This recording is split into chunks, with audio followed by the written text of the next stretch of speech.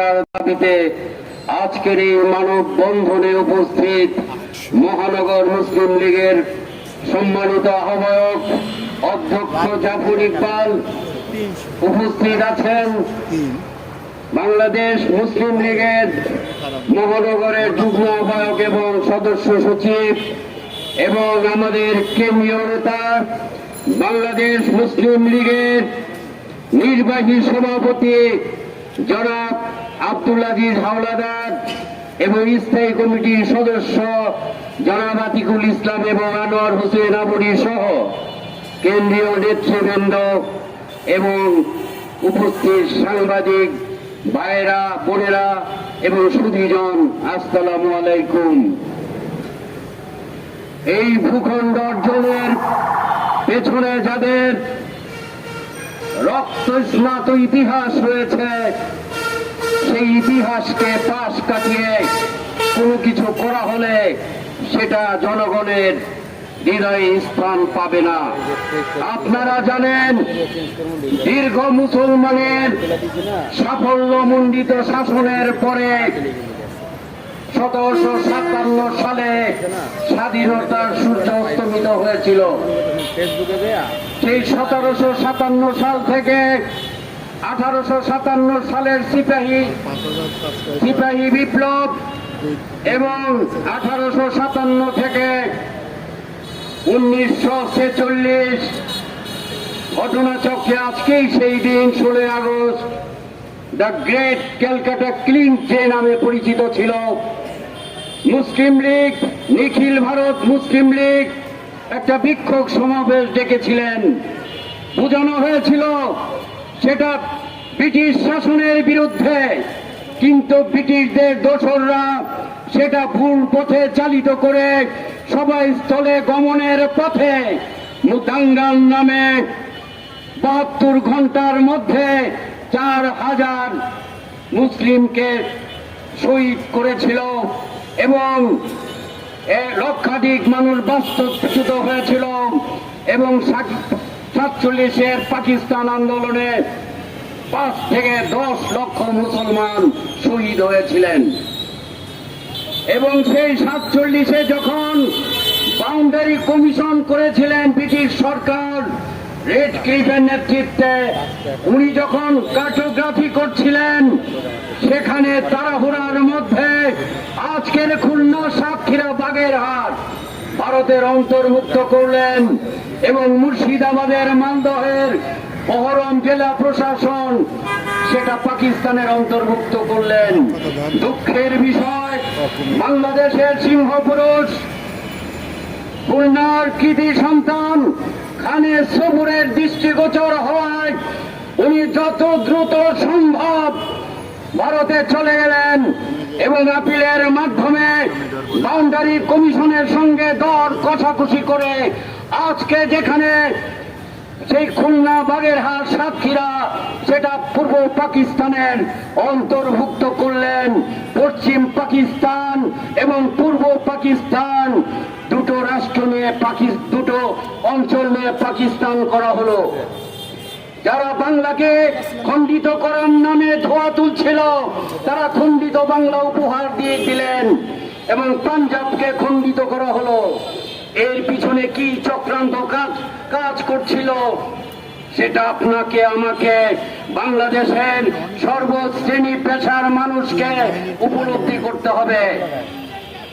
আপনারা জানেন, পরবর্তীকালে যখন পশ্চিমারা ন্যায়সঙ্গত দাবি থেকে আমাদেরকে বঞ্চিত করছিল, তখন মহান মুক্তিযুদ্ধের মধ্য দিয়ে আমরা স্বাধীন সার্বভৌম বাংলাদেশ অর্জন করলাম। সংবিধানে লেখা আছে পরিষ্কার ভাবে, জুলাই সনদ তৈরির আগে সংবিধান যদি পড়া হতো তাহলে যারাই সনদ তৈরি করেছেন সেখানে পরিষ্কার ভাবে লেখা আছে পূর্ব পাকিস্তানের চিহ্নিত সীমানায় স্বাধীন সার্বভৌম বাংলাদেশের সীমানা হবে। তাহলে পূর্ব পাকিস্তান কত সালে অর্জিত হয়েছিল, কাদের মাধ্যমে অর্জিত হয়েছিল, কাদের রক্তের বিনিময়ে এই ভূখণ্ড অর্জিত হয়েছিল, সেটা অবশ্যই জুলাই সনদে স্থান পেত। আমরা পাকিস্তানের বিরুদ্ধে পশ্চিমাদের বিরুদ্ধে লড়াই করেছিলাম ভাষা সংস্কৃতি স্বাধিকারের জন্য। ভূখণ্ড অর্জন করেছিলাম মুসলিম লীগের নেতৃত্বে 1947 সালে স্যার সলিমুল্লাহর প্রতিষ্ঠিত রাজনৈতিক দল এই মুসলিম লীগের মধ্য দিয়ে। আপনারা জানেন, কিছু দূর পশ্চিমে তাকালে সেই কথিত যশা অবিভক্ত বাংলার 3 প্রধানমন্ত্রী খাজা নাজিমুদ্দিন, শেরে বাংলা কে ফজলুল হক, হোসেন শহীদ সোহরাওয়ার্দীর মাজার রয়েছে। আজকের এই প্রজন্মকে ইতিহাস ভুলিয়ে দেওয়ার চেষ্টা করা হলে ইতিহাসের পাতা থেকে মুছে যায় না, যাবে না। পরবর্তীতে 53-54 বছরে যেই লক্ষ্যকে সামনে রেখে মুক্তিযুদ্ধ হলো, আমরা সেই অধিকার থেকে বঞ্চিত হতে থাকলাম।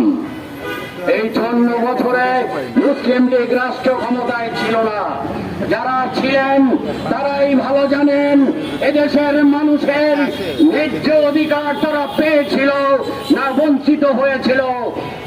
এদেশের দুর্নীতির যারা মাথা চারা দিয়ে উঠেছিল না। এদেশে বেকারত্ব কি পরিমাণে বেড়েছে আপনারা জানেন। এখনো দেশে অনেক ঋণগ্রস্ত মানুষ আছেন, নিম্নবিত্ত, মধ্যবিত্ত, উচ্চবিত্ত, তারা ঋণ করে বিদেশে পাচার করে, আর নিম্নবিত্তরাও সপরিবারে আত্মাহুতি দেয়।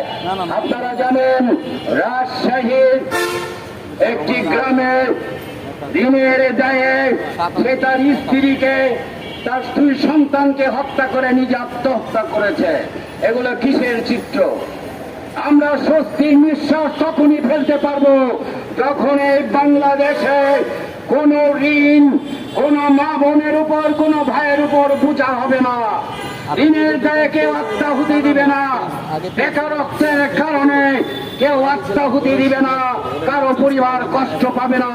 সেই বাংলাদেশ অর্জনের লক্ষ্যে আমাদের কিশোর, যুবক, দামাল ছেলেরা, আমাদের শ্রমিক ভাইরা, মেহনতি জনতা, সর্বশ্রেণী পেশার মানুষ যখন 24শে জুলাই গণ অভ্যুত্থানে শরিক হলো এবং সেখানে ছাত্ররা প্রথম সারিতে বৈষম্য বিরোধী ছাত্র আন্দোলনের ব্যানারে নেতৃত্ব দিয়েছেন, তখন বাংলার প্রতিটি ঘর থেকে নারী, পুরুষ, আবাল বৃদ্ধ বনিতা রাস্তায় নেমে এলো। ফ্যাসিস্ট বিদায় হলো, শহীদ হলো প্রায় 2000, আহত হলো 20 থেকে 22,000।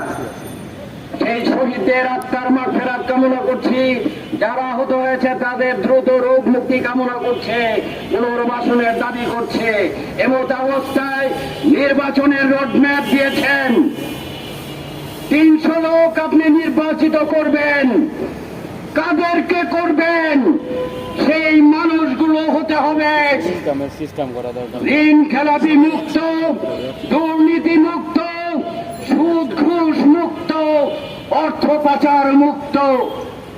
সেই পরিবেশ যদি তৈরি করতে চান, সঠিক ইতিহাস জুলাই সনদে তুলে ধরুন। যে যত কথাই বলুক না কেন, 24শে যারা আত্মাহুতি দিয়েছে, কোন অবস্থায় কোনোভাবেই তাদেরকে ভুলে যেতে দেওয়া হবে না। কারণ তারা এককভাবে আন্দোলন করেনি ঠিকই, তারা প্রথম সারিতে নেতৃত্ব দিয়েছিলেন এবং দেশের বৃহত্তম রাজনৈতিক দল বিএনপি সহ সবাই সেই আন্দোলনে শরীক হয়েছিল বলেই আজকে বাংলাদেশের মানুষ মুক্ত হয়েছে। আজকে আমরা নিঃশ্বাস ফেলতে পারছি একটা গণতান্ত্রিক পরিবেশে। ফ্যাসিবাদ মুক্ত হলেই যথেষ্ট নয়। ফ্যাসিবাদ মুক্ত এই দেশে যদি সত্যিকার গণতন্ত্রের পথে হাঁটতে হয়, যদি সত্যিকার গণতান্ত্রিক কল্যাণ রাষ্ট্র শ্রদ্ধেয় ডক্টর মোহাম্মদ ইউনূস আপনি দেখতে চান, তাহলে সঠিক ইতিহাস তুলে ধরুন। তা না হলে আপনারা একটা জিনিস খুব ভালো করে জানেন, সিএস বাদ দিয়ে যেমন এসে হয় না, এসে বাদ দিয়ে আরএস হয় না, আরএস বাদ দিয়ে বিআরএস হয় না, ঠিক তেমনি ভাবে মুসলমানদের শাসনের দীর্ঘ ইতিহাস ভুলে গিয়ে 47 ভুলে গিয়ে 71, 24 ভুলে গিয়ে কোন সঠিক ইতিহাস রচিত হবে না। আর তা না হলে আমাদের ভবিষ্যৎ প্রজন্ম যারা আমাদেরকে নেতৃত্ব দিবেন, দেশ চালাবেন, দেশের সঠিক জায়গায় যাবেন, সবভাবে দেশের কাজ করবেন, তারা কি শিখবে?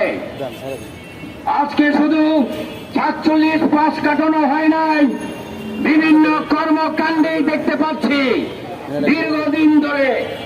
আপনারা জানেন 1976 সনে এই সবুরখানি এই মুসলিম লীগ আবার পুনর্গঠন করেছিলেন। মুসলিম লীগকে হেলাফেলা ভাবলে চলবে না। আপনারা জানেন মুসলিম লীগ বহুজাতিক সংগঠন, আজকে পাকিস্তানে তারা বহাল তবিয়তে ক্ষমতায় আছেন। ভারতে বিভিন্ন রাষ্ট্রে তারা মুসলিম লীগের কর্মকাণ্ড পরিচালনা করছেন। বাংলাদেশের ঢাকা থেকে, ঢাকা মহানগর থেকে সারা বাংলায় আমরা মুসলিম লীগকে সংগঠিত করছি। আমাদের কোনো চাওয়া পাওয়ার নাই। আমাদের এখানে সিনিয়র নেতৃবৃন্দ আছেন, আজিজ ভাই, আতিক ভাই এবং আবুই ভাই সহ সৎ মানুষ। তারা কোন স্বার্থের জন্য রাজনীতি করেন নাই, দেশপ্রেমে উদ্বুদ্ধ হয়ে রাজনীতি করেছেন। আজকে মুসলিম জাতীয়তাবাদী চেতনায় যারা উদ্বুদ্ধ, যা এই পতাকা তলে সমবেত হয়েছেন, সকলেই একই ভাবধারায় পরিচালিত। আমরা যে কোনো মূল্যে, যে কোনো অবস্থায় একটা সুন্দর, একটা বেকার মুক্ত, ন্যায় বিচার ভিত্তিক মানবিক বাংলাদেশ দেখতে চাই। মহান আল্লাহ রাব্বুল আলামিনের কাছে সেই প্রত্যাশা রেখে আপনাদের সবাইকে আন্তরিক মোবারকবাদ জানিয়ে, এবং আবারও জুলাই সনদে কার দায়িত্ব ছিল প্রস্তুত করা আমি জানি না, এখনো সময় আছে এই 47কে অন্তর্ভুক্ত করার। সেই দাবি পুনর্ব্যক্ত করে আপনাদের সবাইকে আন্তরিক মোবারকবাদ জানিয়ে শেষ করছি। খোদা হাফেজ। বাংলাদেশ জিন্দাবাদ, বাংলাদেশ মুসলিম লীগ জিন্দাবাদ। নারে তাকবীর, নারে তাকবীর, নারে তাকবীর। ধন্যবাদ। এখন বক্তব্য নিয়ে আসছেন বাংলাদেশ মুসলিম লীগ ঢাকা মহানগর আয়োজিত আজকের অনুষ্ঠানের সম্মানিত শ্রদ্ধেয় প্রধান অতিথি আব্দুল আজিজ হানাদার, নির্বাহী সভাপতি বাংলাদেশ মুসলিম লীগ।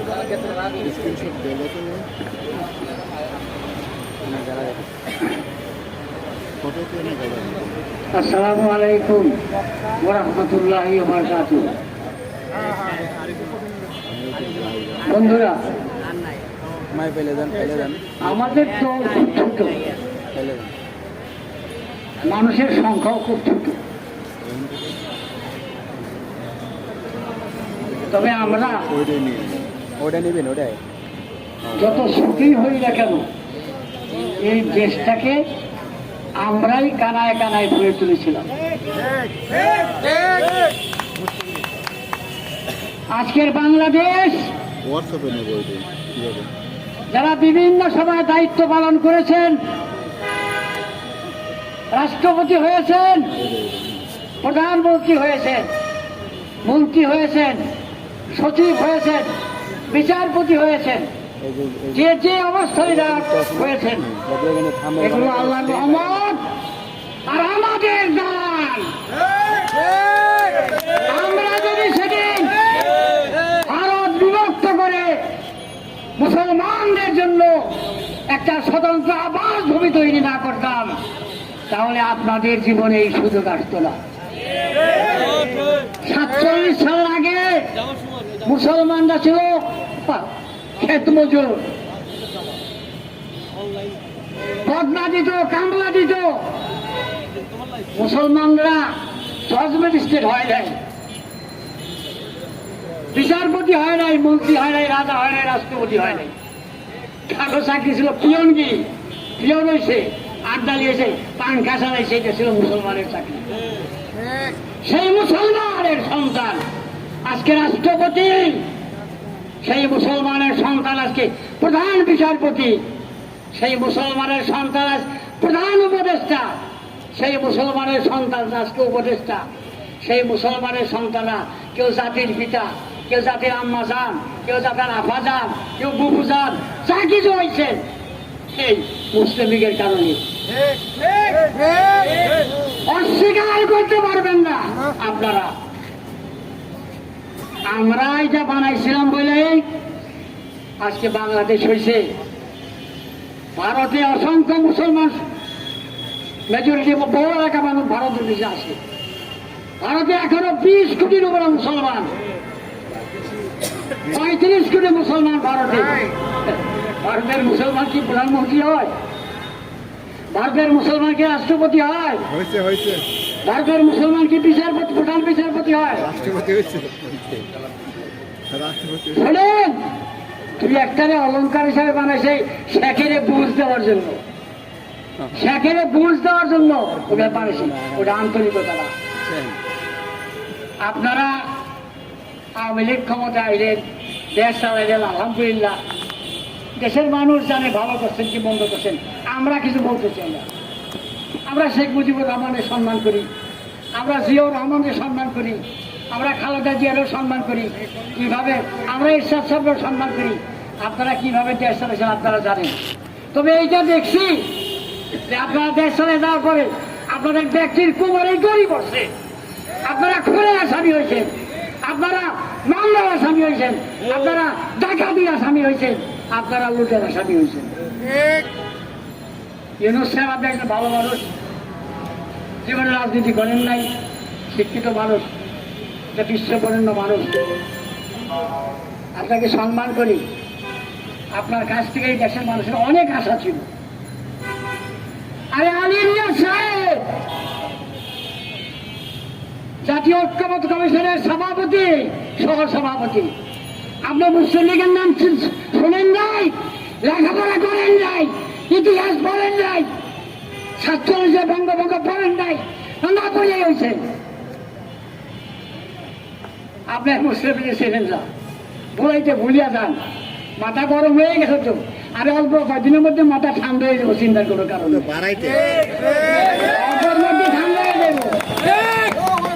এই দেশের মানুষ, এই বাংলায় চাল উৎপাদন হয়, এই বাংলায় পটল তরি তরকারি উৎপাদন হয়। বাজারে গেলে 100 টাকা নিচে কিন্তু তরকারি নেই, 100 টাকা চালের দাম, 100 টাকা সুই। আর আমাদের আমলে, মুসলিম লীগের আমলে 1 টাকায় 5 সের চাল বিক্রি হয়েছে, 1 টাকায় 5 সের চাল। ভালো লাগে নাই, ভালো লাগে নাই। দাদা বাবু পরামর্শ নিয়ে চলছেন, এখন দাদা বাবুর আপনাকে পানি বন্ধ করে দিচ্ছি। পানি নাই, পদ্মায় পানি নাই, পদ্মায় যারা পদ্মা ব্রিজ পালন দেখবেন খালি সর আর সর। এই পানি যায় কই? এই পানি আপনার দাদা বাবুরা, আপনাদের মুরব্বীরা, যাগো মুরব্বীরা আপনারা চলেন, এই মুরব্বীরা আপনার পানি বন্ধ করে দিচ্ছি।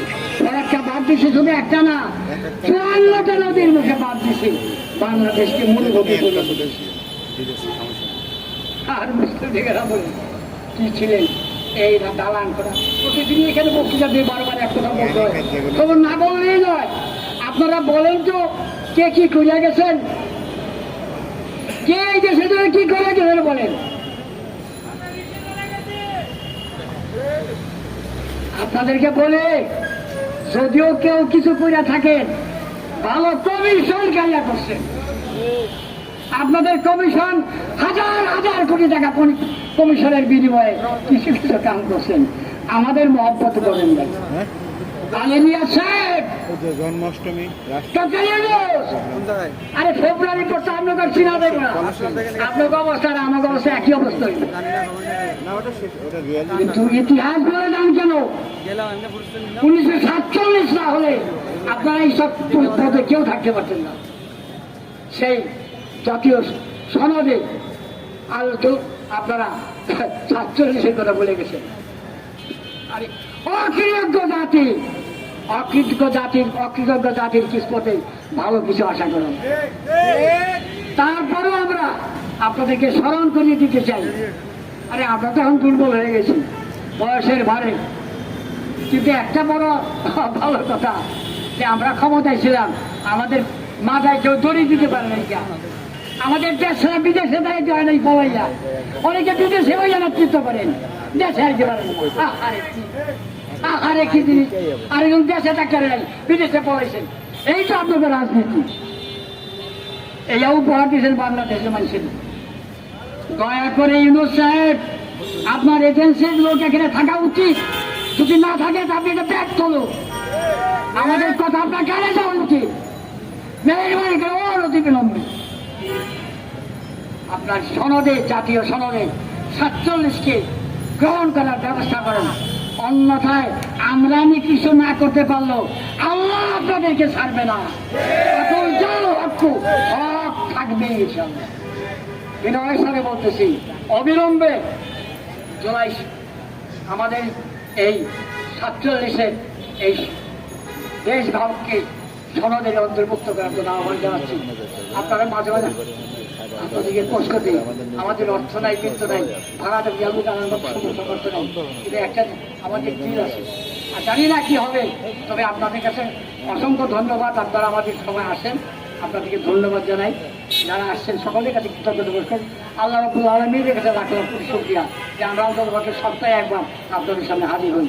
আল্লাহ আমাদেরকে হেফাজত করেন, বাংলাদেশের যারা নেতৃত্ব দেয় আল্লাহ তাদের ইমান দেখ, ভবিষ্যতে যারা আসবে পুরো আলহামদুলিল্লাহ।